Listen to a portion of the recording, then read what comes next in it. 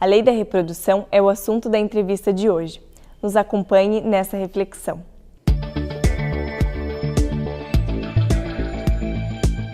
Olá, que bom que você está conosco, que bom que estamos juntos. Começamos agora o nosso bate-papo, a nossa entrevista, recebendo mais uma vez Dineu de Paula. Seja bem-vindo, Dineu. Obrigado, Márcio. Dineu se especializou agora em leis morais. Leis morais que constituem a terceira parte de O Livro dos Espíritos. O Dineu se propôs a tratar uma a uma, trazendo aspectos que muitas vezes não são observados pelo estudioso convencional, assim como eu, Dineu. Então, muito bom, tem sido muito boas as experiências e eu espero que a gente possa também levar algo de importante para a reflexão do telespectador, daquele que nos ouve, Dineu. Estamos tratando da lei de reprodução hoje. Perfeito. Dineu, do que trata esta lei de reprodução? Bom, o próprio nome já é indicativo, né? Ela trata de tudo o que se refere à reprodução, como sexo, castidade, casamento, divórcio, filhos, métodos anticoncepcionais. E, evidentemente, como se trata de reprodução, o núcleo da discussão é centrada na sexualidade humana. Já no Antigo Testamento, na Gênesis, há o comando muito conhecido, às vezes traduzido por crescei e multiplicai-vos, ou frutificai e multiplicai-vos. Isso já dá um indicativo de que a sexualidade humana, a reprodução humana, ela está no planejamento divino, porque é por esse meio que os espíritos reencarnam na Terra e que a humanidade evolui, que o mundo material se aprimora e continua pujante. Então não existe nada de errado em relação à sexualidade. Durante muito tempo, por muitos séculos, houve muito preconceito, como se fosse uma coisa pecaminosa, e nisso, no núcleo dessa ideia, há um erro básico, porque evidentemente nada que Deus faz é errado, é um equívoco, e ele não pode se desagradar de uma coisa que ele mesmo fez. Tá? Só que, evidentemente, quando se trata, digamos, da reprodução dos animais, que eles simplesmente entram no cio, é algo muito mais cru, muito mais simples, regrado pelos instintos. Já quando entra em cena a sexualidade humana, ela é uma coisa bem mais sofisticada, e como entra em cena a vontade, o livre-arbítrio, se torna, digamos assim, há o perigo de um exagero. Então, se não é um pecado, não é algo pecaminoso, não é sujo, não é nada disso, também não é a finalidade da existência, e é preciso cuidado para que não degenere em vício e para que não vire luxúria. Como nós vimos várias leis morais, nós já temos cabedal para dizer que toda lei, digamos assim, ela tem o contexto correto, ela tem o uso, ela tem o limite e tem o abuso. Então, por exemplo, em relação à lei do trabalho, é normal, é bom trabalhar, mas existe o limite das forças e surge o dever de descanso. Da mesma forma, a lei de sociedade é bom que eu conviva, mas eu tenho o limite dos direitos do meu semelhante. A lei de conservação, ela encontra a sua limitação na destruição natural. Então, evidentemente que há um contexto, há um limite em relação a isso, em relação ao que é saudável no contexto da lei divina. Em relação a esta lei de reprodução também, porque como você disse, toda lei tem o seu uso definido ali pelos espíritos Allan Kardec, e tem o seu limite. Qual seria, no caso da lei de reprodução, o limite estabelecido? Tá. Uma questão que é interessante deixar claro, o Espírito Emmanuel, mentor de Francisco Cândido Xavier, no livro Vida e Sexo, ele diz que apenas as consciências que já se angelizaram estão imunes ao erotismo.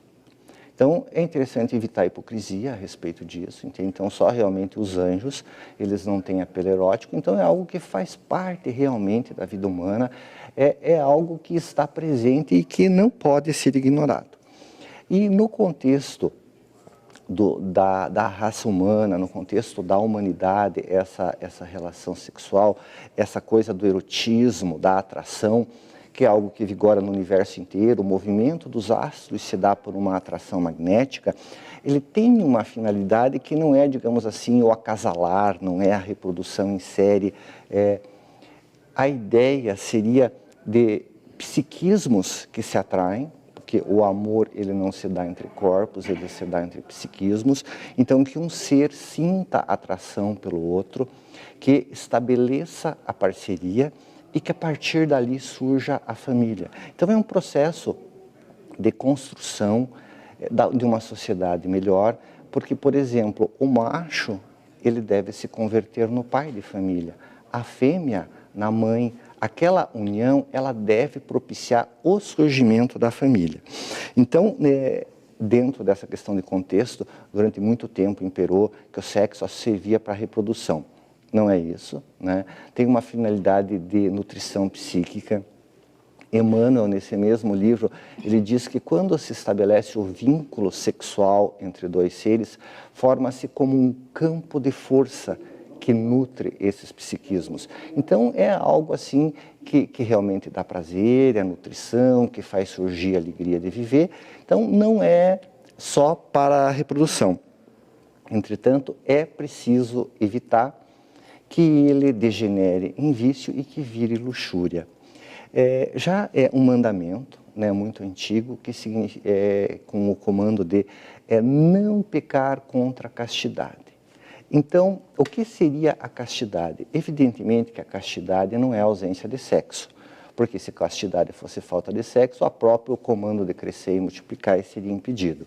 Então, seria, na verdade, que o sexo, no contexto humano, ele não viole a castidade do amor, tá?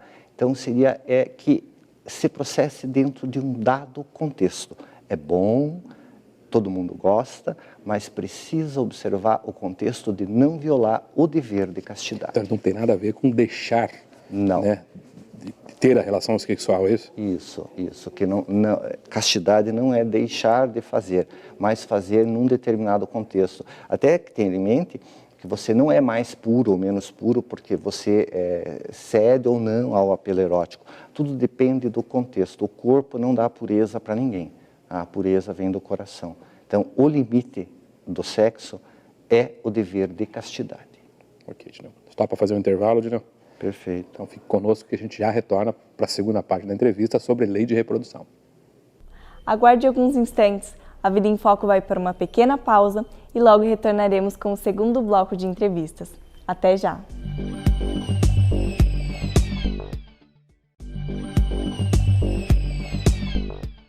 Retornamos com o segundo bloco da entrevista de hoje, trazendo uma questão a ser discutida: a lei de reprodução. Vamos assistir! Muito bem, estamos de volta. Para você que está chegando agora, nós estamos tratando hoje do assunto lei de reprodução, conversando com Dineu de Paula. Dineu de Paula, que já é membro do nosso programa. Quem tiver curiosidade de saber um pouco mais sobre ele, acesse o nosso site, avidaemfoco.com.br, e clique sobre o programa, e lá você vai ter um pouco mais, né, de conhecimento a respeito dos membros que compõem a equipe do nosso programa Vida em Foco. Dineu, prossigamos. Dineu, você falou no primeiro bloco sobre castidade. A ideias sobre esse assunto são as mais variadas, né?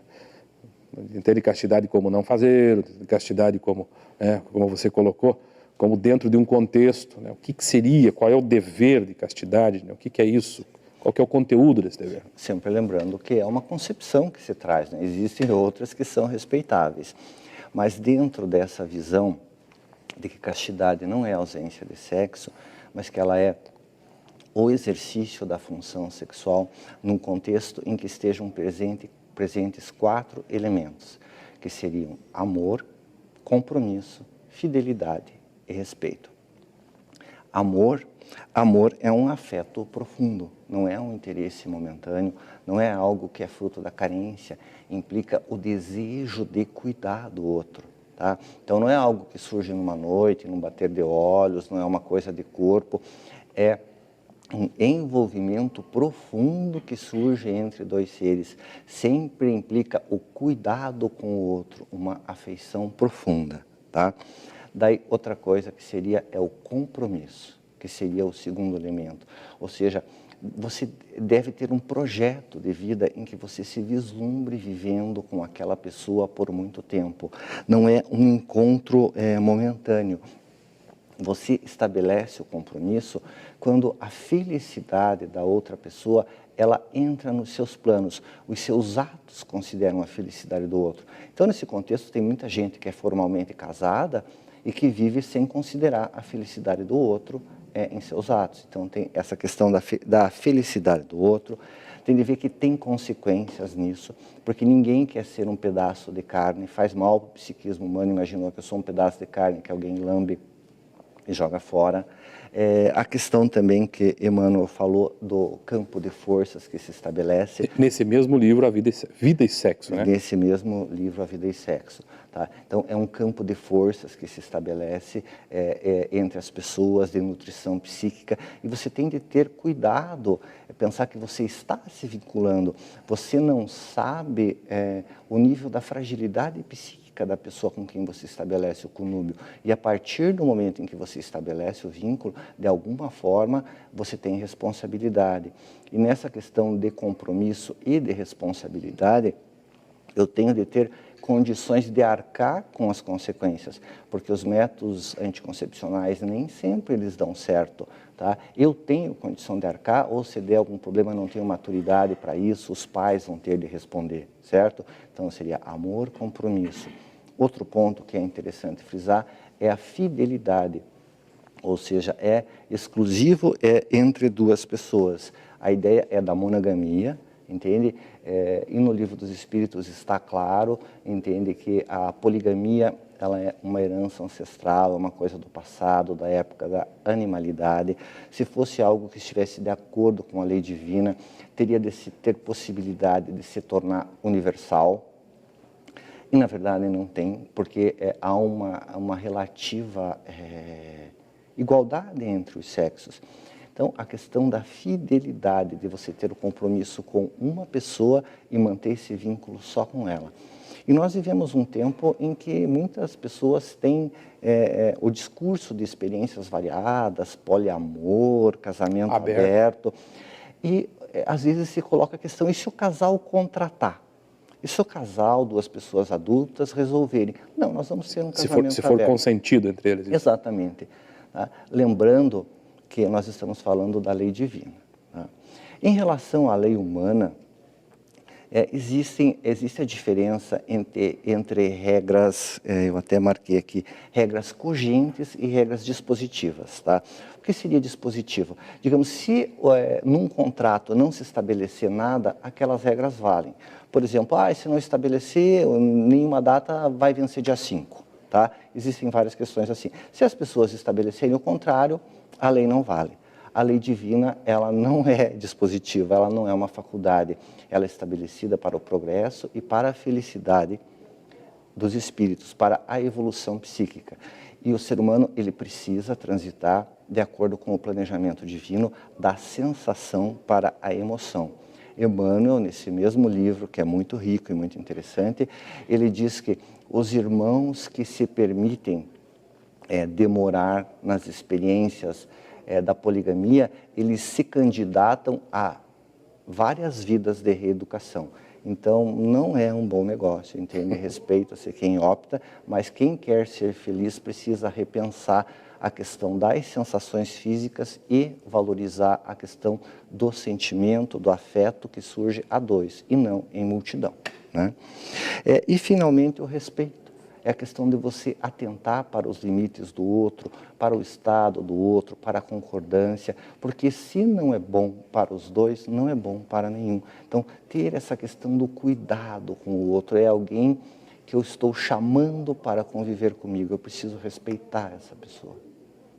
Ok, Gina, tudo isso então constitui o dever de castidade. Justamente. Então, em resumo? Amor, compromisso, fidelidade e respeito. Isso, então, beleza. Tira a ideia de que não tem nada a ver com não fazer, mas dentro desse contexto, ser casto é cumprir. O psiquismo humano evolui nesse contexto, entende? Nessa relação profunda, respeitosa, que forma a família. Isso é uma evolução do psiquismo, é uma nutrição para que os dois sejam melhores. Está de acordo com o projeto divino. E por fim, Dineu, a questão que fica também é que dá a impressão que quando a gente trata dessa lei, é natural que a gente pense assim, que ela diga respeito a duas pessoas que se unem. E o indivíduo que é celibatário, aquele que não tem uma companhia, aquele que realmente não tem uma relação nessa perspectiva, né? E como é que ele se encaixa na lei? Ele está fora da lei? É marginal? Não, não está fora da lei de jeito nenhum. O que se diz no Livro dos Espíritos de forma clara é que depende do contexto. Tudo depende do contexto. Digamos, se a pessoa resolve não se incomodar, ser sozinha por opção, eu não quero me incomodar, não quero ter os transtornos de família, de filho, uma proposição egoísta. Às vezes uma concepção errada da vida, achar que vai ser mais puro por aquilo. Isso é um equívoco. Mas se é para a dedicação, para fazer melhor o bem, entende? Então, porque na verdade o sexo, o erotismo é uma energia de criação.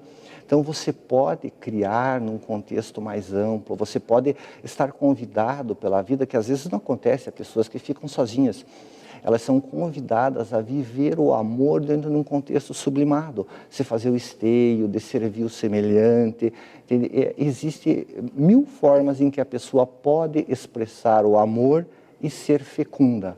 Tá? É uma questão de ser um psiquismo fecundo, não ser um corpo fecundo. E alguém sozinho pode ser fecundo. Em vários campos, né, Adineu? Em vários campos. Desportos, na arte, na ciência, né, tudo. Sim, quantas pessoas cuidam de crianças, têm uma dedicação imensa. São vários os campos, né? Literatos. Sempre é possível fazer com equilíbrio. Tudo bem, Nino. Mais uma vez temos aí um pensamento de vanguarda, né? Que Deus ajude. Muito obrigado, Nino, pela sua boa disposição. E a você que nos acompanhou, fique conosco que o programa continua.